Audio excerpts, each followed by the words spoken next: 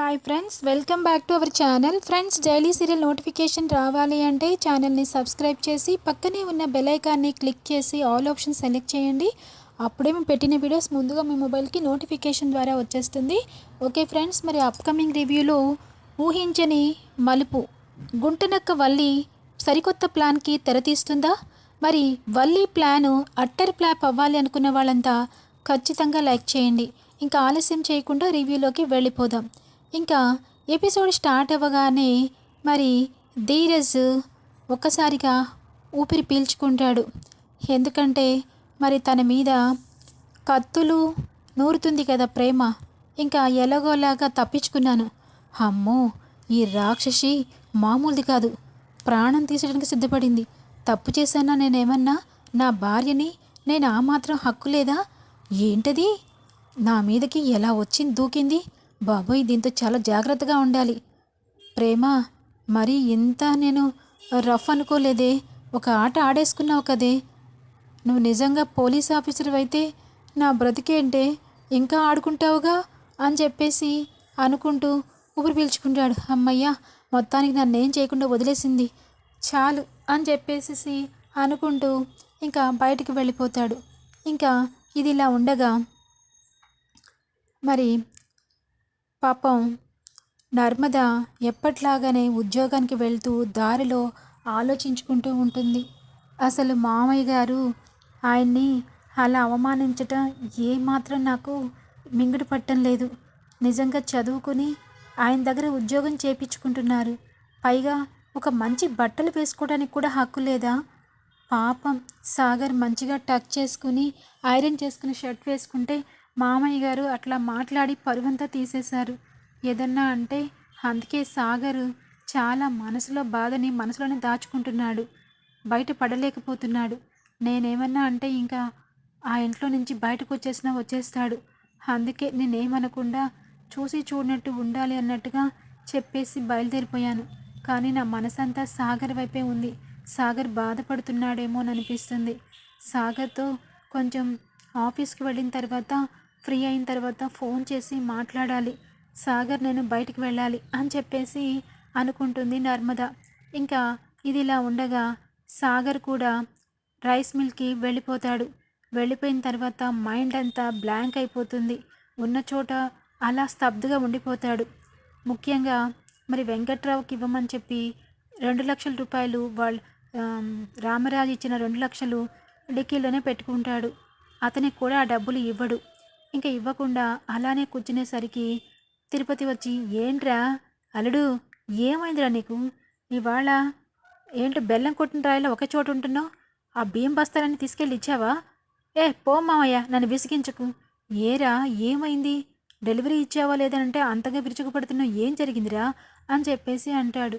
నేనేం చెప్పదలుచుకోలేదు, ఏం లేదు అని చెప్పేసి కసురుకుంటాడు. ఇంకా పదే పదే మైండ్లోకి వల్లి అన్న మాటలే గుర్తుకొస్తూ ఉంటాయి. అసలు వల్లి ఏమనింది, ఏం గుర్తుకొస్తున్నాయి అనుకుంటున్నారా? నిజంగా ఎప్పటినుంచో మరి సాగర్కి మనసులో తనకి తనకి నర్మదకి మధ్య ఒకే ఒక గ్యాపు. తను గవర్నమెంట్ ఆఫీసర్, సాగర్ ఒక డెలివరీ బాయ్ రైస్ మిల్లో. అది కూడా సొంత రైస్ మిల్లే కానీ గొడ్డు చాకరీ చేస్తున్న ఒక డెలివరీ బాయ్గా చేస్తున్నాడు. కాబట్టి అందుకే నర్మద వాళ్ళ నాన్నకి అల్లుడుగా చెప్పుకోవడానికి నామోషిగా ఉంటుంది అని వాళ్ళంటే అల్లుడుగా చెప్పుకోవాలి. తను కూడా సొసైటీలో గుర్తింపు రావాలి, తన చదువుకు తగ్గ జాబ్ చేయాలని సాగర్కి ఉన్న మరి 2 పడవల మీద కాలిలాగా లైఫ్లో చేయలేకపోతున్నాడు. అది ఒకటి తనకి బాగా మనసులో బాధగా ఉంటున్నా ఏదో రకంగా గెటనవుతున్న టైంలో మరి వల్లి కావాలనే నర్మదా సాగర్ల మధ్య చిచ్చు పెట్టాలని చెప్పి కొత్తగా ఒక ప్లాన్ వేసుకుంటుంది. తనని మామయ్య ముందు ఎంఏ ఇంగ్లీష్ చేయలేదని చెప్పి ఇరికించినందుకు టిట్ ఫర్ టాట్ లాగా తనకొచ్చిన అవకాశాన్ని కూడా ఉపయోగించుకోవాలని మరి కావాలనే డిప్రెషన్లో ఉన్న సాగర్ని రెచ్చగొట్టి నర్మద మీదకి ఉసిగొల్పాలని చెప్పి వాళ్ళ భార్యాభర్తల మధ్య అండర్స్టాండింగ్ అంతా ఉన్నా కూడా వాళ్ళ మధ్య అడ్డుగోడుగా ఉండేలాగా చాడీలు మొదలుపెట్టేస్తుంది. మరి చాలా చాలా ఘోరమైన తప్పిదాన్ని మొదలు పెడుతుంది వల్లి.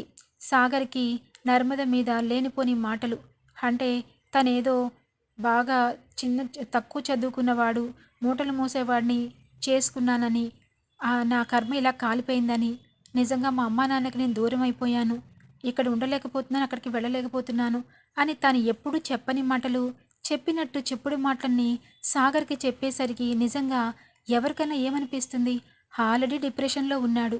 ఇంకా ఈ మాటలు చెప్పేసరికి తనకి నోట మాట రాకుండా బండి డ్రైవ్ చేసుకుని వెళ్ళిపోయి షాప్లో ఏమాత్రం మైండ్ పనిచేయక అలా ఉండిపోతాడు. ఆ మాటలే గుర్తుకొస్తే నిజంగా నర్మద అంత బాధపడుతుందా? నా దగ్గరేమో నాకే బాధ లేదు సాగర్, నీ నువ్వు ఏం చేసినా నాకు ఇష్టమే అని చెప్తోంది. మరి వల్లి వదినతో అలా చెప్పడం తప్పు కదా. తను నాతో చెప్పుకోవాలి, నా బాధను అర్థం చేసుకోవాలి. అంతే తప్ప ఇద్దరి మధ్యన ఉన్నది వల్లి వదినకి ఎలా చెప్తుంది? అసలు నర్మద ఏం చేస్తోంది అని చెప్పేసి మొదటిసారి నర్మద మీద తనకి కొంచెం కోపం అనేది వస్తుంది సాగర్కి. ఇంకా ఇదిలా ఉండగా వేదవతి కాఫీ ఇంట్లో చేసుకుని బయటికి వస్తుంది. రావడంతోనే రామరాజు అక్కడ కూర్చుని పేపర్ చదువుకుంటూ ఉంటాడు. ఏంటండి మీరు? వాడు వెళ్ళిపోయాడు కానీ నేను నోరెత్తలేదు, కానీ మీ పద్ధతి ఏమీ నచ్చలేదండి నాకు అని చెప్పేసి అంటుంది. ఏం పద్ధతే? ఏం నచ్చలేదు నీకు అని చెప్పి అనగానే, అసలు మీ కంటికి ఎదిగొచ్చిన కొడుకులు ఎల్కేజీ పిల్లల్లా కనిపిస్తున్నారా? ఎంత మాట పడితే అంత మాట ఎలా అంటారండి? నిజంగా వాడికి పెళ్ళయింది, వాడి భార్య ఇంటే ఎంత తలదింపుగా ఉంటుంది. మీరు కొంత కంట్రోల్లో ఉండాలండి. మీ కొడుకులే, నేను కాదనను, వాళ్ళేమీ చిన్నపిల్లలు కాదండి. నోటుకొచ్చినట్టుగా మనం అలా మాట్లాడకూడదండి. మొన్నటికి మొన్న సాగర్ని ఎగ్జామ్ రాసినప్పుడు కూడా మీరు అలా అంటే వాడు ఎదురు తిరిగాడు. అప్పుడు మీకు అనిపించుండొచ్చు, నువ్వెప్పుడు ఇలా మాట్లాడలేదురా ఎదురు తిరిగావని చెప్పి. మరి ఎవరికైనా కడుపు మండితే పిల్లి కూడా పులైపోతుందండి. భయం చెప్పాలి, కానీ వాడేసుకున్న బట్టలు, వాడేసుకున్న కూర్చుంటే నించున్నావని, నించుంటే కూర్చున్నావని ఇలా పద్దాక మీరు విసిగించేస్తే వాళ్ళకి మీ మీద అభిమానం పోతుందండి. కోపాన్ని పెంచుకుంటారు. చూడు భుజమ్మ, ఏంటి కోపం పెంచుకునేది? నువ్వు తండ్రిగా నేను చెప్పాల్సిన బాధ్యత నాది. వాడి మోసేది మూటలు. అలాంటప్పుడు ఫ్యాషన్గా వైట్ కలర్ జాబ్ లాగా వేసుకుంటారా? అది చెప్పడం తప్ప? తల్లిగా నువ్వు బాగా గారాబం చేస్తున్నావు పిల్లల్ని. చూసి చూడనట్టు పోవాలంటావేంటి? తండ్రిగా నేను చెప్పకపోతే రేపు రామరాజు కొడుకులు ఇట్లా తయారయ్యారు అట్లా తయారని అనుకుంటారు. అది నా బాధ. అసలు అర్థం కాదు, నీకు కూడా అర్థం కాకుండా పోతోంది అని చెప్పేసి సీరియస్గా లేచి బయటికి వెళ్ళిపోతాడు. అయ్యో రామా, అంటే అంటానంటారు కానీ ఎవరికి అదేంటి, పాముకి చెప్తే పాముకు బాధ, కప్పకి చెప్తే కప్పకు బాధ అన్నట్టుగా ఉంది నా పరిస్థితి. అటేమో నర్మదయం నా మొగుడికి భయం చెప్పువా అని చెప్పి అడిగింది. ఏం చెప్తాం, ఇంట్లో బాధలు ఇలా ఉన్నాయి అని చెప్పేసి అనుకుంటూ లోపలికి వెళ్ళిపోతుంది. ఇంకా ఇదిలా ఉండగా వల్లి గజగజ వణికిపోతూ ఉంటుంది. ఎందుకంటే మరి రేపు హెడ్ మాస్టర్ దగ్గరికి సర్టిఫికేట్స్ తీసుకుని ఉద్యోగం ఇంటర్వ్యూకి వెళ్ళాలి అంటే అసలు ఫస్ట్ తనకి తూ అంటే తా రాదు, తా అంటే తూ రాదు, అసలు ఇంగ్లీషే రాదు. మరి ఇంగ్లీష్ టీచర్గా ఉద్యోగం ఎలా చేస్తుంది? మరి ఈ నర్మదా ప్రేమ నన్ను పూర్తిగా ఇరికించేశారు. మామయ్య గారు అసలు ఉద్యోగం వద్దులేమ్మా అన్నారు, కానీ మా అమ్మ మా నాన్న ఊరుకుంటేను దొంగ సర్టిఫికేట్ తీసుకొచ్చి చూపిస్తారా? మీ ఇద్దరిని సన్మానం చేస్తాను అనుకున్నాను, కానీ పారిపోయారు. మిమ్మల్ని వస్తున్నాను, ఉండండి, వస్తున్నాను అని చెప్పేసి అనుకుంటూ ఇంకా సర్టిఫికేట్ అవన్నీ రెడీ చేసుకుని దగ్గర పెట్టుకుని వేదవతి దగ్గరికి వెళ్తుంది. అమ్మ వల్లి, రామ్మ, దండం పెట్టుకో. ఉద్యోగానికి వెళ్తానంటున్నావు కదా, మంచిగా నువ్వు వెళ్ళే దారిలో ఉద్యోగం మంచిగా వచ్చి మంచిగా జీతం తీసుకొని నువ్వు కూడా అందరిలాగా సంతోషంగా ఉండు అని చెప్పానంగానే, సరే అత్తయ్య, నేను ఇక్కడి దాకా వెళ్ళొస్తాను అత్తయ్య అనగానే, వెళ్ళమ్మా అని చెప్పేసి అంటుంది. ఇంకా వల్లి బండి తీసుకుని సూపర్ ఫాస్ట్గా డ్రైవ్ చేసుకుని భాగ్యం దగ్గరికి వెళ్తుంది. ఇంకా భాగ్యం ఆనందరావు, అమ్మయ్య ఇంటికి చేరిపోయాం, మన కూతురే కానీ దానికి కోపం వస్తే మనల్ని ఎలా మనం చంపేసిద్దే భాగ్యం దాని నుంచి ఎలా తప్పించుకున్నాం. ఇప్పుడు కాస్త ప్రాణం కుదుటి పడిందే భాగ్యం. అక్కడ ఉన్నంతసేపు ముళ్ళ మీద నించున్నట్టు అనిపించింది.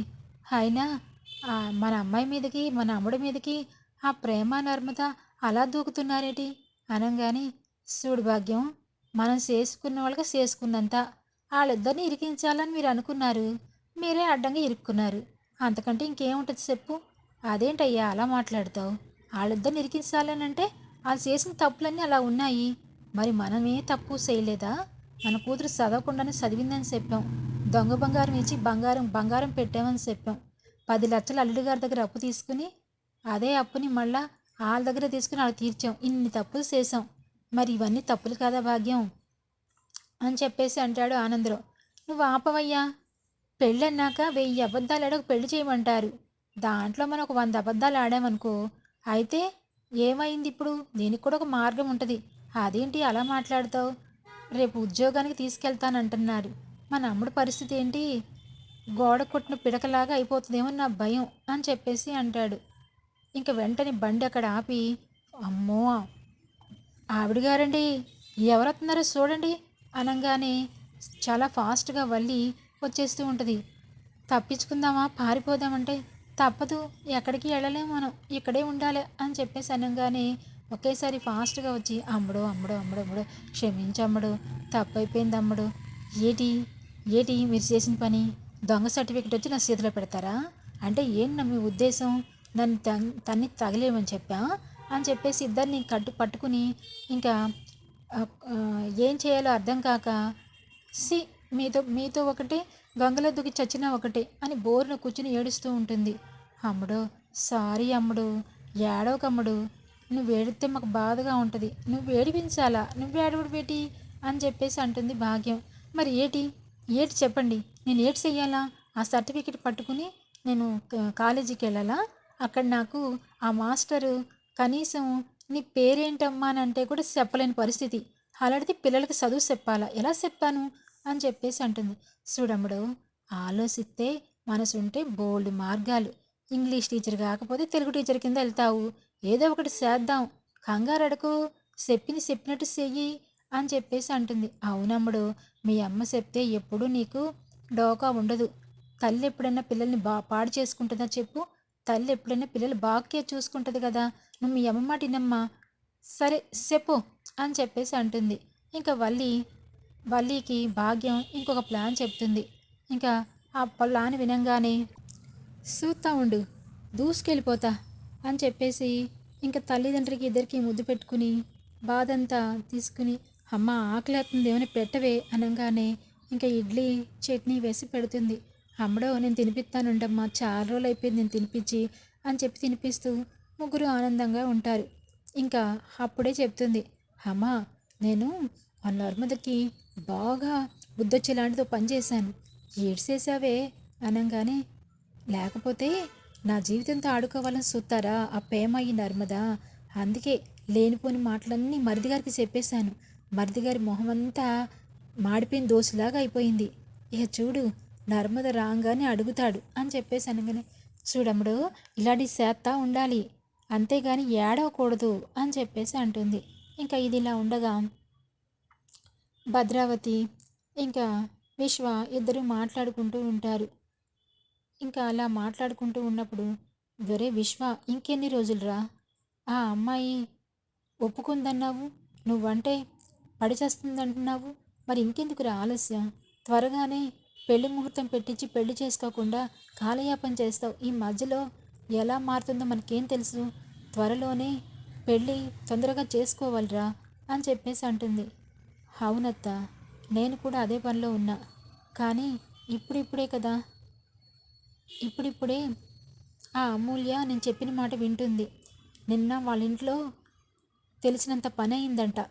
నేను తన్ని పార్క్కి తీసుకెళ్ళిన విషయం ఇంట్లో తెలిసిపోతుంటే వల్లినే వచ్చి అడ్డుపుల్ల వేసి ఇప్పుడు దగ్గరుండి వాళ్ళ అన్నయ్యతో కాలేజీకి పంపించింది. అందుకని ఇవాళ అసలు మాట్లాడడానికే కుదరలేదు. రేపటి నుంచి ఏదో రకంగా ట్రై చేస్తాను, నా ప్లాన్లో నేను ఉంటాను అనగానే, ఇంకా మీ నాన్న సేనాపతికి కంగారు ఎక్కువరా, నీ పెళ్లి చేయాలని ఓ దూకుతున్నాడు. ఈ అమూల్య విషయం మీ నాన్నకి తెలీదు.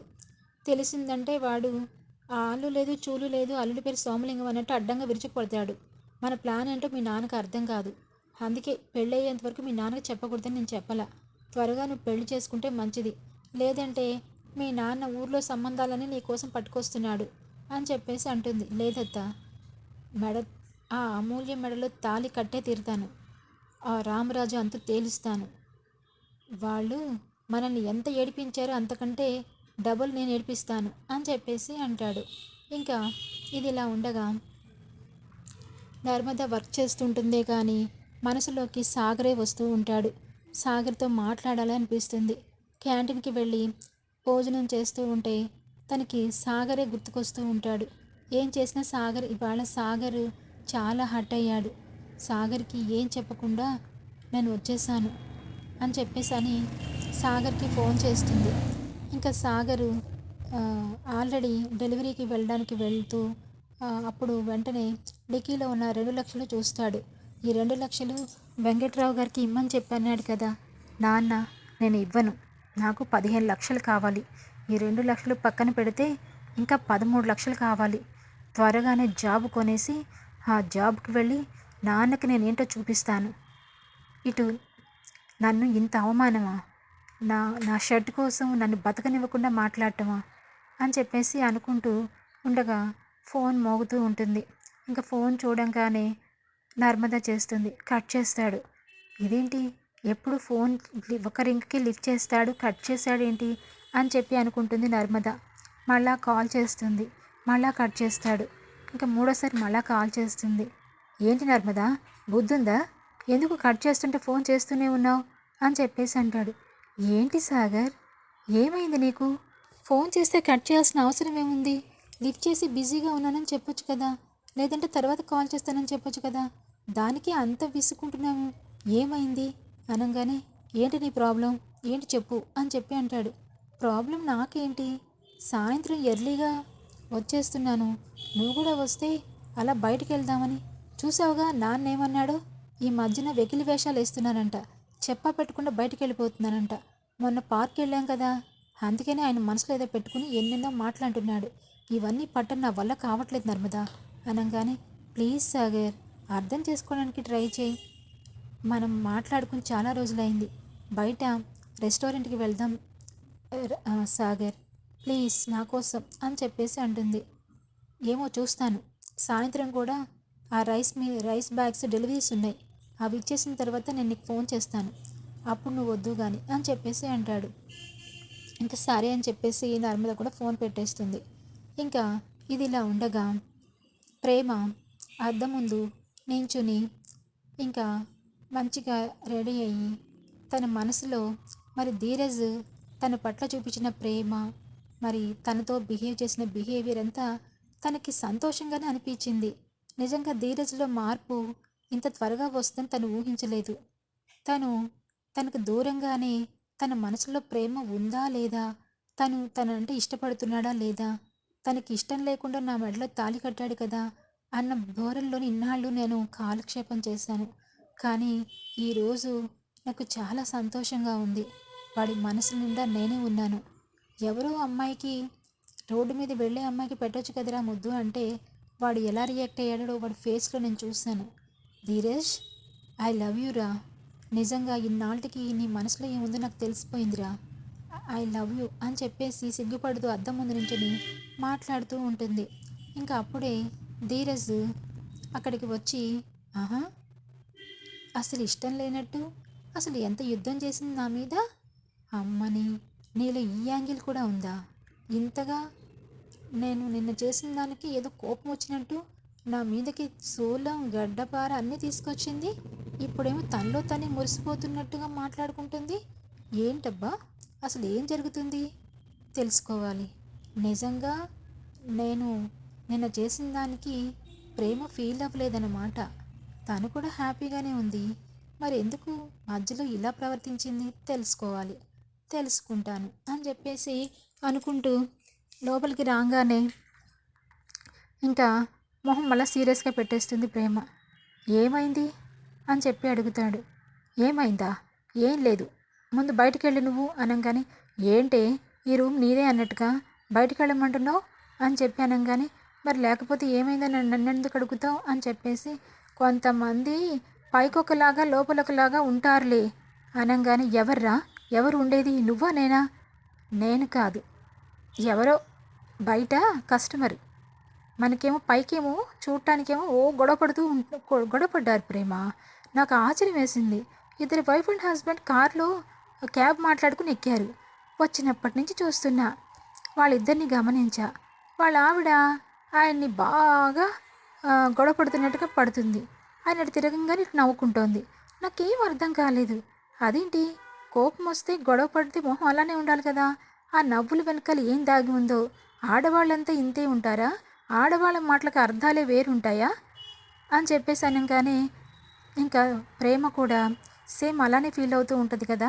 అందుకని, అంటే ఏంట్రా నీ అర్థం? ఆడవాళ్ళ మాటలకు అర్థాలు వేరంటే ఏంటి? అంటే నన్ను కూడా నువ్వు తప్పు పడుతున్నావా? చిచి, నువ్వు అలా కాదు. ఇప్పుడు నేనంటే నీకు ఇష్టం లేదు కదా. నేను ఏ పని చేసినా నీకు కోపం వస్తుంది. అది నేను అర్థం చేసుకోగలను. ఎందుకంటే నీకు నా మీద ప్రేమ లేదు కాబట్టి. వరే ధీరజ్, నీకు ఇలా అర్థమవుతుంది ఏంట్రా అని చెప్పేసి అనగానే, ఇప్పుడు నువ్వు నన్ను ఒక వస్తువులానే చూస్తున్నావు కదా ప్రేమ, నువ్వు నీ భర్తలా చూడట్లేదు కదా అని చెప్పేసి రివర్స్ కౌంటర్లో చక్కగా ప్రేమకి అర్థమయ్యేలాగా చెప్పడానికి ట్రై చేస్తాడు ఇంకా ధీరజ్. అంటే ఏంట్రా, నేను అనగానే, తెలుసులే ప్రేమ, మనం ఒక ఫ్రెండ్స్, జస్ట్ ఫ్రెండ్స్ అన్నట్టుగానే ఉన్నాం కదా. కానీ వాళ్ళిద్దరు అలా కాదు, భార్యాభర్తలు. మరి ఎందుకు అట్లా కొట్లాడుకుంటున్నారు? ఎందుకు అట్లా నడుస్తుందంటావు? నీకేమైనా తెలుసా? సైకాలజీ ప్రకారం ఆడవాళ్ళందరూ ఒకేలా ఉంటారంటారు కదా. నీవు కూడా నీకు అర్థమవుతుందేమో అని అడుగుతున్నాను అని చెప్పేసి అంటాడు. అమ్మో, ఇంకా వెళ్ళరా వెళ్ళు అని చెప్పేసి బయటకు నెట్టి తలుపేసేస్తుంది. ఇప్పుడు చూడు, అసలు ఆలోచన మొదలు పెడుతుంది. లేకపోతే నన్నే తప్పు పడతావా? నీ మనసులో ఏముందో నేను బయటికి లాగుతా, మొత్తం లాగుతా అని చెప్పేసి అనుకుంటూ ఇంకా ఫోన్ రాగానే ధీరజ్ బయటికి వెళ్తాడు. అమ్మో, వీడేంటి, అసలు వీడు మాట్లాడే మాట ప్రతిదీ కూడా నా కోసం మాట్లాడుతున్నట్టుగానే ఉందిగా. వీడు నేనే ముదురు అనుకుంటే నాకంటూ దేశ ముదురులా ఉన్నాడు, కనిపించడు కానీ వీడిలో చాలా యాంగిల్స్ ఉన్నాయి అని చెప్పేసి అనుకుంటూ ఉంటుంది. ఇంకా ఇదిలా ఉండగా మరి ఈవినింగ్ రైస్ మిల్ నుంచి మూటలు తీసుకుని డెలివరీకి వెళ్ళి ఇచ్చేస్తాడు సాగర్. అక్కడ అయిపోయిన తర్వాత ఫోన్ చేస్తాడు. ఇంకా నర్మద కూడా ఆఫీస్ నుంచి బయలుదేరుతుంది. రావడంతోనే బయట వెయిట్ చేస్తూ ఉంటే బండి మీద ఇంకా కూర్చుంటుంది. ఇద్దరు బయటకు వస్తారు. కానీ సాగర్ ఏం మాట్లాడకుండా సైలెంట్గా ఉంటాడు.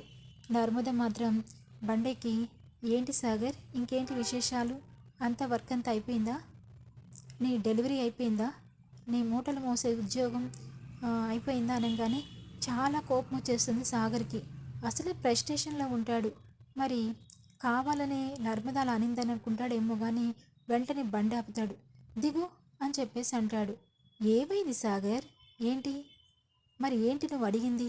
నీ మూటలు మోసే జాబ్ అయిపోయిందా అంటే నీకు కూడా అంత చేతకాని వాళ్ళ ఉన్నాను నర్మదా. నేను అవును, మూటలే మోస్తున్నాను, అది తెలిసే కదా నన్ను పెళ్లి చేసుకున్నావు. మరి ఇప్పుడేంటి ఇట్లా మాట్లాడుతున్నావు? సాగర్, నేనేమన్నాను, నువ్వేం అర్థం చేసుకుంటున్నావు? అసలు నీకు అర్థమవుతుందా? నేను జోక్గా అన్నాను. అయినా మన రైస్ మిల్లు, మీ మామయ్య మన ఓనరు. నీ ఓనర్కి నిన్ను నేను అలా ఎందుకు అంటాననుకున్నావు? లేదులే నర్మదా, నా దగ్గరే కాదు, నువ్వు చాలామంది దగ్గర అనొచ్చు. కానీ ఇన్నాళ్ళు ప్రేమించిన అమ్మాయి నన్ను అర్థం చేసుకుంటుందేమో అనుకున్నాను. నీలో కూడా ఈ యాంగిల్ ఉందని అసలు పొరపాటున కూడా ఊహించలేదు. సాగర్, నువ్వేం మాట్లాడుతున్నావో నాకు అర్థం కావట్లేదు. నీ మనసులో ఏముందో చెప్పు. నువ్వు వల్లి వదిన దగ్గర ఏం చెప్పావో చెప్పు అనగానే, వల్లి వదిన దగ్గర నేనేం చెప్పాను? నువ్వేం చెప్పకుండానే వదిన నాకు వచ్చి, అయ్యో నర్మద చాలా ఫీల్ అవుతుంది, నేను మూటలు మోసం ఉద్యోగం చేస్తున్నానని చెప్పి నువ్వు అనలేదా? సాగర్, అసలు నన్ను అర్థం చేసుకుంది ఇదేనా నువ్వు? అసలు వల్లి వదిన మాటలు ఎలా ఉంటాయో నీకు తెలీదా? తను కావాలని నిన్నిరికి మన ఇద్దరిని గొడవ పెట్టాలని చెప్పి తను నీకు ఇలా చెప్పింది. ఆ మాత్రం అర్థం చేసుకోలేవా? ఇంతకాలం మనం ప్రేమించుకున్నది ఇదేనా? మన ఇద్దరి మధ్య అండర్స్టాండింగ్ ఉన్నది. పొరపాటును కూడా నీ కోసం నేను అలా చేస్తానా? నా నీకెందుకు చెప్పాను సాగర్, జాబ్ వద్దు ఇదే చేసుకోమని ఎందుకు చెప్తాను? అలాంటి సైకాలజీ ఉంటే నేను ఎందుకు పెళ్లి చేసుకుంటాను? పొరపాటున కూడా మన ఇద్దరి మధ్య థర్డ్ పర్సన్కి అవకాశం ఇవ్వద్దు సాగర్. ఆ వల్లిని నేనే నిలదీస్తాను. అసలు వల్లి వదినతో నేను ఎప్పుడు చెప్పానో అడుగుతాను అని చెప్పి అని చాలా కోపంతో వస్తూ ఉంటుంది. మరి సాగర్ నర్మదల మధ్య అడ్డుగోడ కడదామని చూస్తున్న వల్లికి ముందుంది ముషళ్ళ పండగ. మరి నర్మద ఊరుకుంటుందా? అడిగి కడిగి పారేదు. అప్పుడు మింగలేక కక్కలేక అసలే ప్రాబ్లంలో ఉంది. ఇంకాస్త ప్రాబ్లం పెంచుకోవడానికి కాకపోతేను ఎంతో అన్యోన్యంగా ప్రేమగా ఉంటున్న నర్మదా సాగర్లకి చెక్ పెట్టాలనుకుంటే నర్మదా ఊరుకుంటుందా? అంతకంటే డబుల్ చెక్ పెడుతుంది. Thanks for watching.